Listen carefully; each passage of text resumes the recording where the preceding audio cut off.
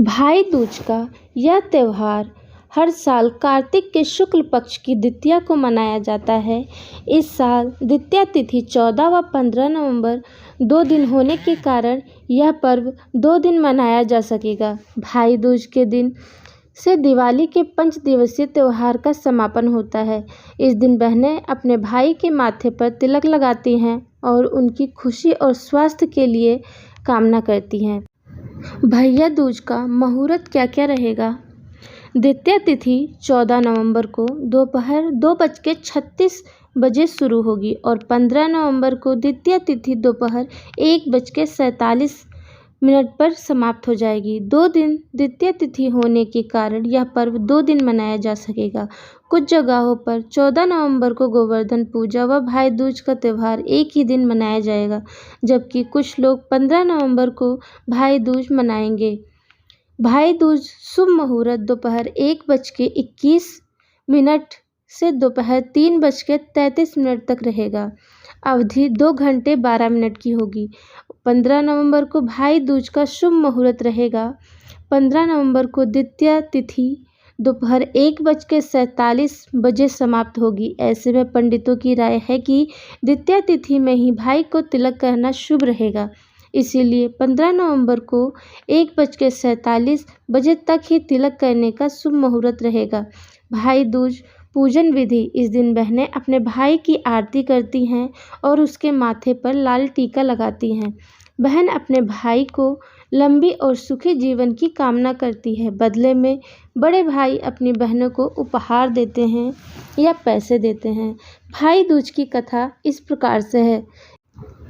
स्कंद पुराण के अनुसार सूर और संज्ञा की 2 संतानें थीं, एक पुत्र यमराज और एक पुत्री यमुना।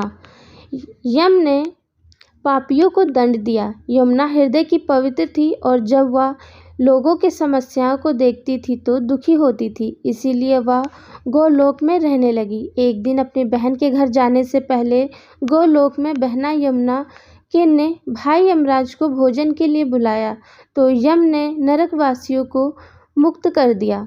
एक अन्य कहानी के अनुसार राक्षस नरकासुर की हार के बाद भगवान श्री कृष्ण अपनी बहन सुभद्रा से मिलने जा रहे थे और तभी से यह दिन भाई दूज के रूप में मनाया जाता है। ऐसा माना जाता है कि सुभद्रा की तरह भाई के माथे पर तिलक लगाकर उसका सम्मान करने से भाई बहन के बीच का प्यार बढ़ता है। इस दिन यह भी मान्यता है कि भाई बहन एक साथ यमुना में स्नान करते हैं। इस दिन अगर आप सच्चे दिल से अपने पापों की माफ़ी मांगेंगे, यमराज आपको माफ़ कर देंगे।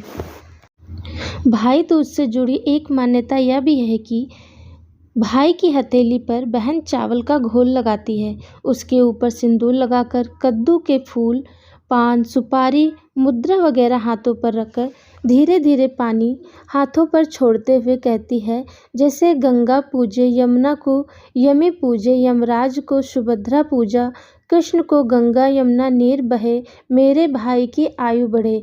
इस दिन शाम के टाइम पर बहनें यमराज के नाम से चौमुखा दिया जलाकर घर के बाहर रखती हैं। इस टाइम ऊपर आसमान में चील उड़ता दिखाई दे तो बहुत ही शुभ माना जाता है। ये भी माना जाता है कि बहनें भाई की उम्र के लिए जो दुआ मांग रही हैं उसे यमराज ने कबूल कर लिया है।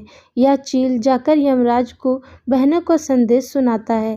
आखिरी में आपको ये भी बता दें कि भाई दूज के दिन पूजा करने का सही तरीका क्या है। इस दिन सबसे पहले सुबह नहा धोकर साफ कपड़े पहनने चाहिए। उसके बाद भगवान की पूजा करनी चाहिए।